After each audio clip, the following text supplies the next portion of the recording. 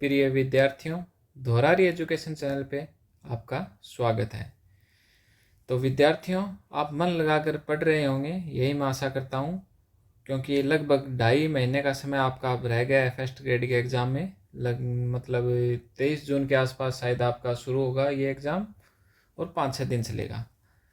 तो विद्यार्थियों, जो आपके डाउट आ रहे थे लगातार कि सर फर्स्ट ग्रेड के जो फर्स्ट पेपर है उसमें जो आधुनिक भारत का इतिहास है उसके जो टॉपिक हैं वो हमें इस तरीके से कराएं कि हमें मतलब अलग से कोई बुक या और पढ़ने की ज़रूरत ना पड़े। तो इसके लिए विद्यार्थियों, मैं आपकी सुविधा के लिए ये नोट्स आपको प्रोवाइड करा रहा हूँ। तो इसके अंदर आपको डिटेल में आपको ये टॉपिक मिलेंगे और उसके साथ ही आपके शॉर्ट नोट्स भी उस टॉपिक के साथ ही आपको मिलेंगे। आपको क्या करना है कि 2-3 दिन में मतलब ये आप ये वीडियो देख लेना और इसके साथ आप अपने नोट से अपने नोट डाउन करते जाना।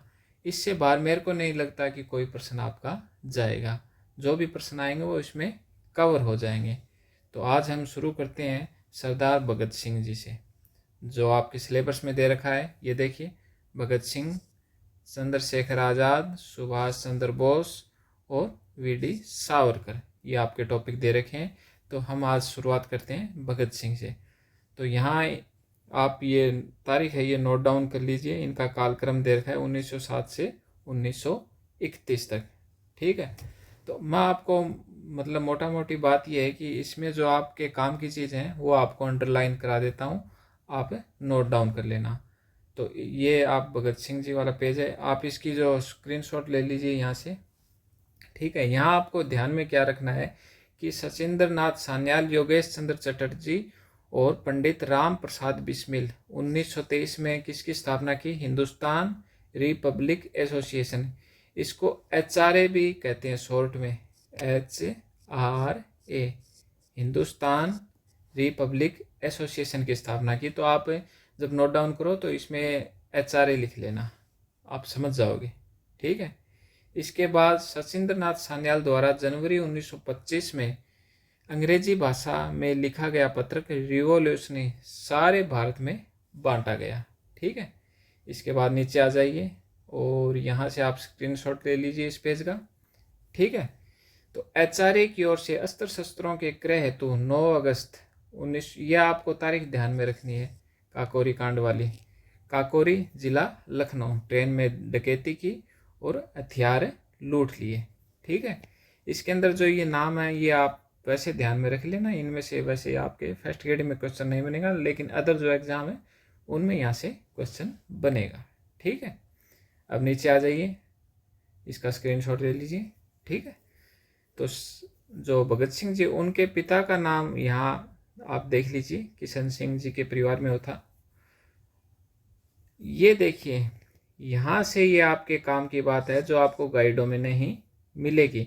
मतलब भगत सिंह का भगत नाम कैसे पड़ा?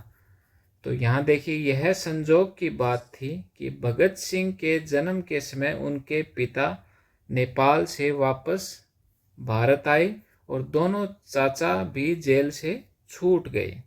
अतः शिशु का नाम भगत सिंह मतलब भाग्य वाला। ये बात आपको गाइडों में नहीं मिलेगी, शायद आप जानते भी नहीं होंगे। भगत सिंह मतलब भाग्य वाला, उनका नाम इस कारण रखा गया। तो इस लाइन को आप नोट डाउन कर लें। आपके एग्जाम में आए या ना आए, आपको ध्यान होना चाहिए कि सरदार भगत सिंह का नाम भगत कैसे पड़ा। ठीक है। आप नीचे आ जाइए, अब इस पेज का जो आप स्क्रीनशॉट ले लें। ठीक है। क्रांतिकारी संगठन के सदस्य, यहाँ से देखिए 1923 में HRA हिंदुस्तान रिपब्लिक एसोसिएशन के सदस्य बन गए। कब बने? 1923 में।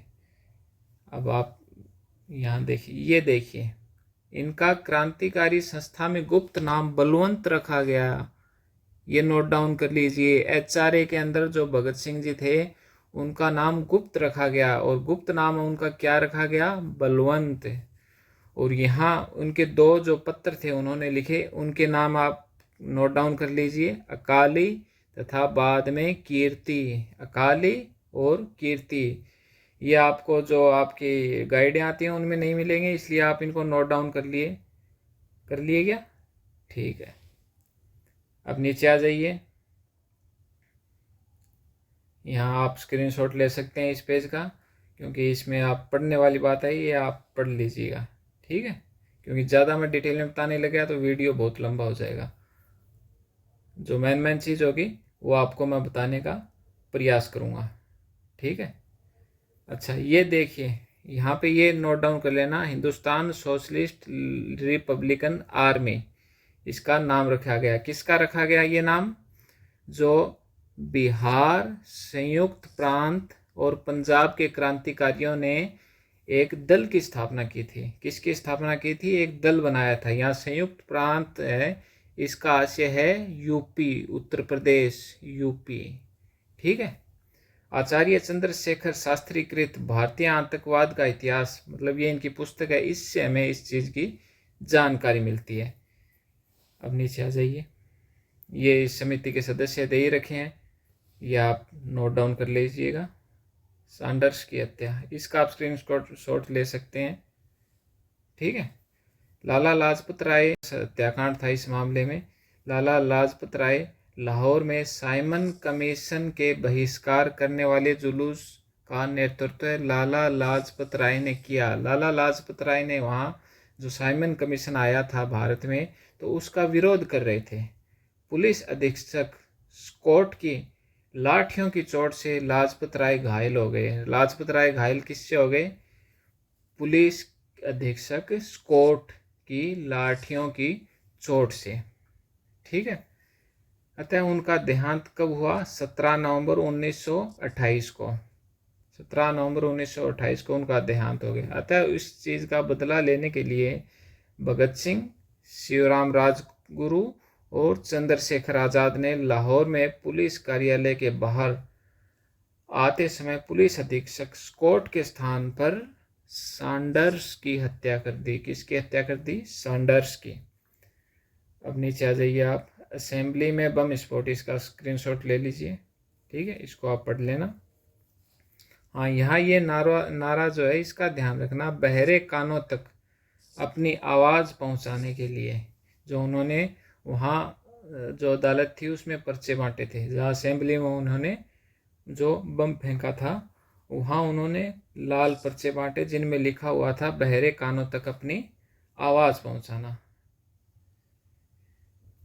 इन तीनों योद्धाओं को फांसी कब दी गई? 23 मार्च 1931। ये तारीख ध्यान रख लेना, ठीक है, क्योंकि अगर इजी पर्सन अगर एग्जामिनर बनाएगा तो ये तारीख वगैरह दे सकता है।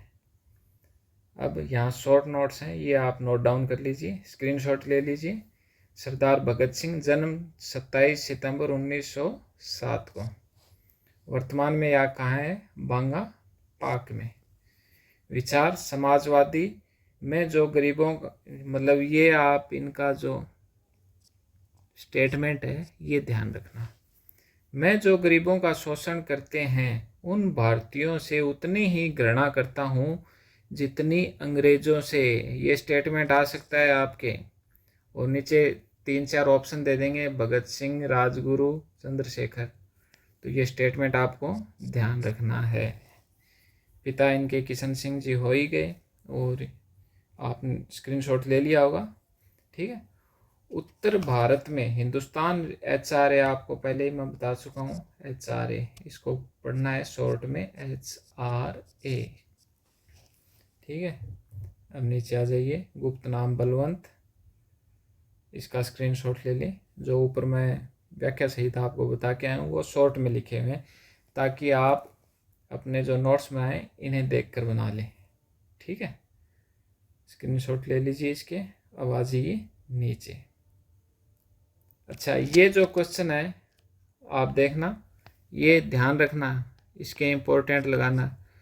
अप्रैल 1928 में भगत सिंह जी ने लाहौर में नौजवान भारत सभा की स्थापना कहाँ की? लाहौर में। ये आप ध्यान रखना, इसको इम्पोर्टेंट लगा लेना, ठीक है। अब नीचे आ जाइए। अब इनकी बुक है, ये बुक ध्यान में रखना, मैं नास्तिक क्यों हूँ, autobiography, introduction to the dream land, the door to death, the ideal of socialism, the revolutionary movement of India. मैं नास्तिक क्यों, ये एग्जाम में प्रश्न आ चुका है, आप इंपॉर्टेंट लगा सकते हैं इसके। तो विद्यार्थियों स्क्रीनशॉट ले लीजिए इसका। अब आगे चलते हैं। सुभाष चंद्र बोस, कालक्रम इनका ध्यान में रख लेना, अब एग्जाम में नहीं आएगा वैसे तो। 1897 से 1945 इनका जन्म हुआ। ये तारीख, जन्म की तारीख इनकी ध्यान में रख लेना, 23 जनवरी 1897 कटक में। इनके पिता का नाम श्री जानकीनाथ बोस एवं माता का नाम प्रभावती बोस था। इसका स्क्रीनशॉट ले लें। अब नीचे आ जाइए। इतिहासकार आर.सी. मजूमदार के शब्दों में गांधी जी के बाद भारतीय स्वतंत्रता संघर्ष में सबसे प्रमुख व्यक्ति निस्संदेह है सुभाष चंद्र बोस ही थे। ये स्टेटमेंट ध्यान में रख लेना। अब नीचे आ जाइए, इस पेज का आप स्क्रीनशॉट ले लें, ठीक है।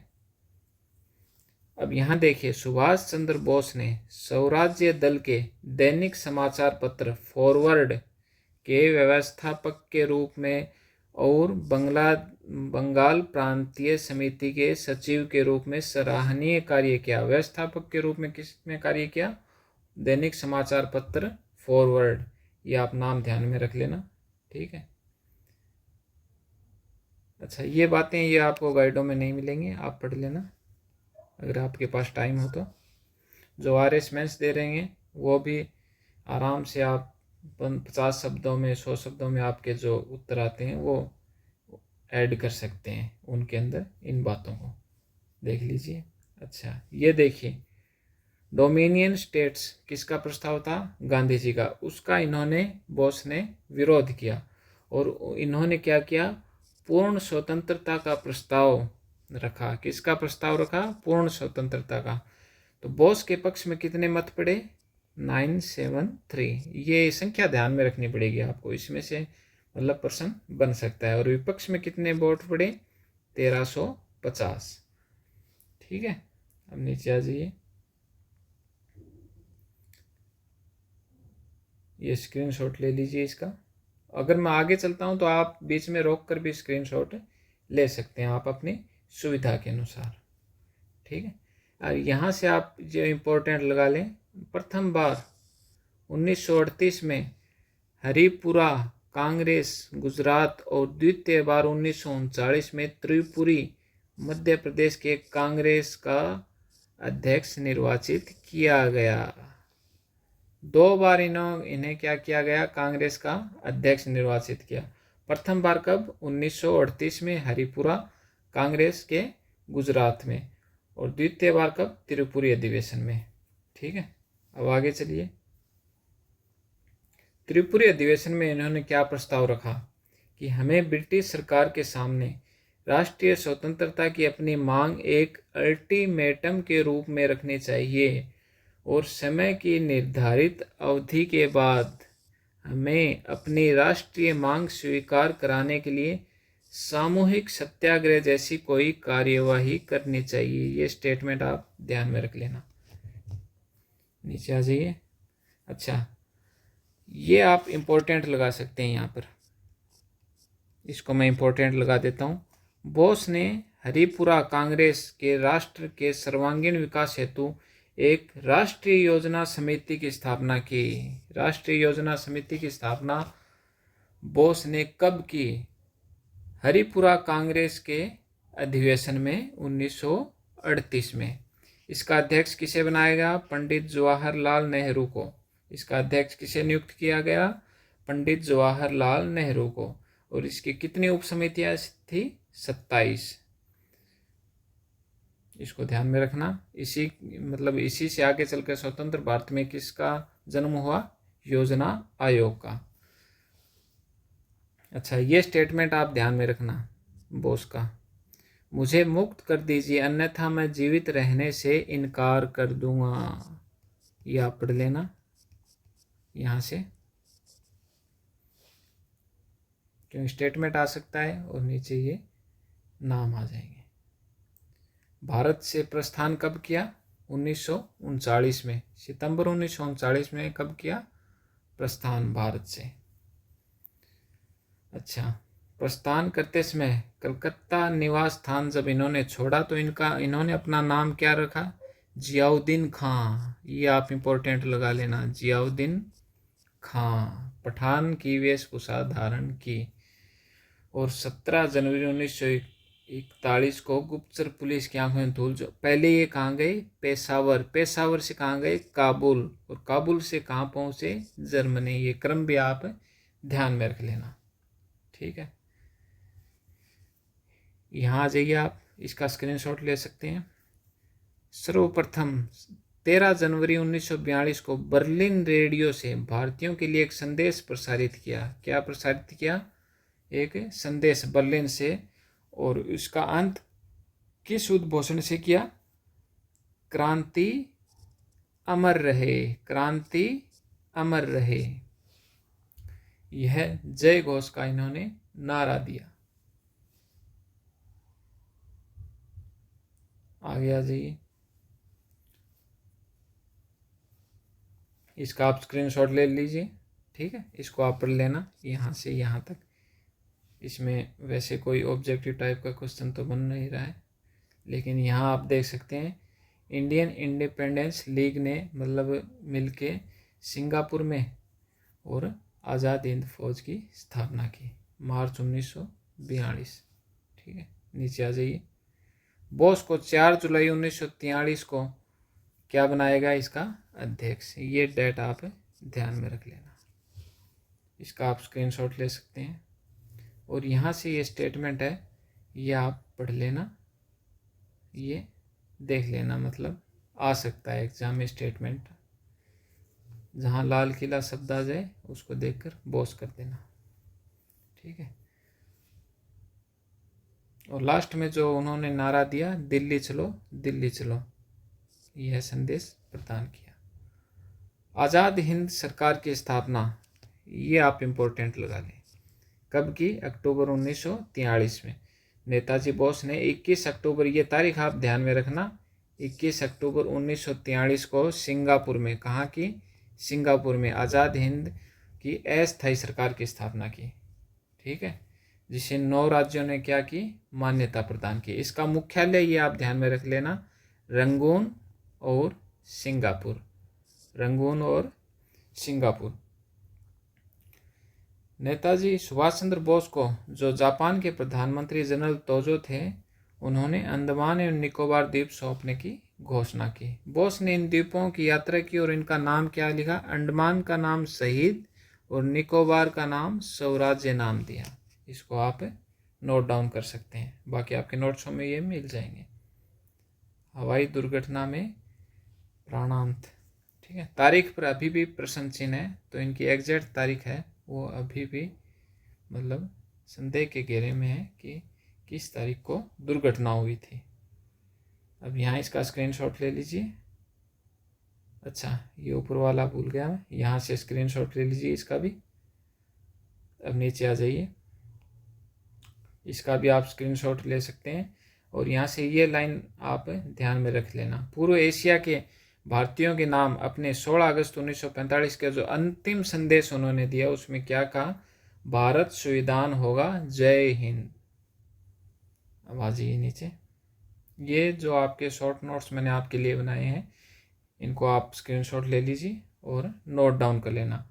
नोट्स जैसे जैसे मैं टॉपिक मतलब 1-2 दिन में जो आपके लिए टॉपिक हम अपलोड करता हूँ, तो आप साथ में इनको नोट डाउन अपने नोट्सों में करते रहिए, क्योंकि लास्ट में अगर आप इनको छोड़ दोगे कि हम लास्ट में कर लेंगे लास्ट में कर लेंगे, तो आप लटकते ही रह जाओगे, ये नहीं होंगे। कि ये छोटे छोटे टॉपिक आपको लगते हैं, लेकिन अंदर से ये मोटे टॉपिक हैं, ध्यान में रख लेना है। क्योंकि इनके अंदर से जो क्वेश्चन बनेंगे वो कभी कभार तो डीपली क्वेश्चन बनते हैं। जैसे इनके स्टेटमेंट के क्वेश्चन आने की संभावना ज़्यादा रहती है, इनकी जो बुक्स है उसकी जो है वो मतलब उनके ऊपर आने की संभावना ज़्यादा रहती है, तो उनको लगभग सप्ताह में 1-2 बार देखते रहना। इनकी जो बुक्स हैं उनको अलग से लिख लेना एक पेज पर, इनके साथ नहीं लिख के अलग से। और जो आपके जो करंट जीके में भी आपका जो पोर्शन है बुक्स वाला, मतलब जो राइटर हैं उनकी बुक्स वाला करंट जीके में पिछले 5-7 महीनों में जिन राइटर की जो मतलब बुक आई है, जो प्रसिद्ध बुक है, तो उनके साथ इनकी बुक भी आप लिख लेना। अब इसका आप स्क्रीनशॉट ले सकते हैं यहाँ से, जो मैंने ऊपर बातें बताई हैं वही इसके अंदर है, बस इनको शॉर्ट में मैंने लिख दिया है ताकि आपको जो नोट डाउन करते समय ज़्यादा जोर नहीं आए। अब यहाँ से इसका स्क्रीनशॉट ले लीजिए। ठीक है, ये देखिए, ये भी मैंने यहाँ लिखा है कि बोस के प्रस्ताव के पक्ष में कितने वोट पड़े और विपक्ष में कितने पड़े। अब यहाँ से आप स्क्रीनशॉट ले लीजिए इसका। अच्छा, ये स्टेटमेंट, मुझे मुक्त कर दीजिए अन्यथा मैं जीवित रहने से इनकार कर दूंगा, किसका है? बोस का है। बोस ने 1939 में कांग्रेस में किसकी स्थापना की? फॉरवर्ड ब्लॉक की। अच्छा, इन शॉर्ट नोट्स में मैंने इधर उधर जो किताब थी उनसे भी मैंने डाटा लिया है और इसके अंदर ऐड किया है, तो आपको लगभग आपकी जो क्वेश्चन है इससे बाहर नहीं जाने वाले, क्योंकि ये तो है ही है, साथ में मैंने इधर उधर से जो बुक से सहायता ली है, जो इसके अंदर मेरे को मतलब ऑब्जेक्टिव टाइप क्वेश्चन बनने की संभावना लगी, तो वो मैंने इसमें ऐड कर दिए हैं। अब यहाँ इसका आप स्क्रीनशॉट ले लीजिए। ठीक है, ये देखिए, मुख्यालय रंगून और सिंगापुर, ये मैंने इसमें लिख दिए हैं। अब नीचे आ जाइए और इसका स्क्रीनशॉट ले लीजिए। अच्छा, सुभाष चंद्र बोस की मृत्यु की जो जांच हेतु गठित आयोग जो गठित किए थे, 3 आयोग थे, उनके नाम मैंने यहाँ लिख दिए। यह आप ध्यान में रखना, दिल्ली के लाल किले में आज़ाद हिंद फौज के सैनिकों के जो मुकदमे की पैरवी करने वाले जो वकील थे, उनका अध्यक्ष कौन था? भूलाभाई देसाई। ये आप ध्यान रखना, भूलाभाई देसाई। तो विद्यार्थियों, आशा करता हूँ कि आपको ये वीडियो पसंद आया होगा, और ऐसे ही मैं वीडियो मतलब बनाते बनाते आपको लगभग सारा टॉपिक जो आपके फर्स्ट ग्रेड के फर्स्ट पेपर में आधुनिक भारत में है वो कवर करवा दूँगा। तो विद्यार्थियों, क्या है कि ऑनलाइन पढ़ाने का मेरा एक्सपीरियंस थोड़ा कम है, तो उसकी वजह से क्या है कि मैं धीरे धीरे लय ताल के साथ गति पकड़ रहा हूँ, और आपको आने वाले दिनों में थोड़ा और इसमें सुधार करके आपके सामने मैं और जो टॉपिक हैं वो प्रस्तुत करने का प्रयास करूँगा। क्योंकि ऑफलाइन में जो बच्चे आगे बैठे रहते हैं तब तो इतनी दिक्कत नहीं आती है, लेकिन जो ऑनलाइन कंटेंट जब बनाता हूँ तो मेरे को थोड़ा टेक्निकली ज्ञान भी कम है, घर पर बैठ के आपके लिए तैयार करता हूँ, तो आप नोट करते जाइए, बनाते जाइए, और लगभग 2.5 महीने कब निकल जाएंगे पता नहीं चलेगा। इसलिए आपको पहले से कह रहा हूँ, सीटें कम हैं और उनके अनुसार कंपटीशन भी कम है। फर्स्ट ग्रेड में इतना नहीं है, फर्स्ट ग्रेड की तैयारी करने वाले कैंडिडेट कम ही हैं, क्योंकि इसमें सीटें कम हैं। लेकिन मैं आपको एक बात और बता देता हूँ कि इसके अंदर सीटें बढ़ने की पूरी संभावनाएं हैं। लगभग 100% सीटें गवर्नमेंट को बढ़ानी पड़ेंगी, क्योंकि स्कूलों के अंदर स्टाफ चाहिए। ठीक है, तो आप इसी मेहनत और लगन के साथ मेरे साथ बने रहिए। इस चैनल को सब्सक्राइब करिए, कमेंट करिए, और क्या कहते हैं वो शेयर कीजिए। और आने वाले दिनों में क्या करूँगा, मैं एक टेलीग्राम लिंक बना देता हूँ, क्योंकि कई बच्चों की इंक्वायरी आ रही है कि सर अपना टेलीग्राम लिंक भेजिए। तो टेलीग्राम चैनल बना के आपको लिंक शेयर कर दूँगा। वहाँ क्या करूँगा कि आपके लिए ये मैटर है, इसकी PDF भी मैं कोशिश करूँगा उपलब्ध करवाने की। और जहाँ विचार है मेरा, मतलब साइंस के जो टॉपिक हैं वो भी आपको मैं आने वाले दिनों में कवर कराने का प्रयास करूँगा। तो विद्यार्थियों, इस चैनल को सब्सक्राइब कर लें और आगे से आगे शेयर करके रखें। धन्यवाद विद्यार्थियों।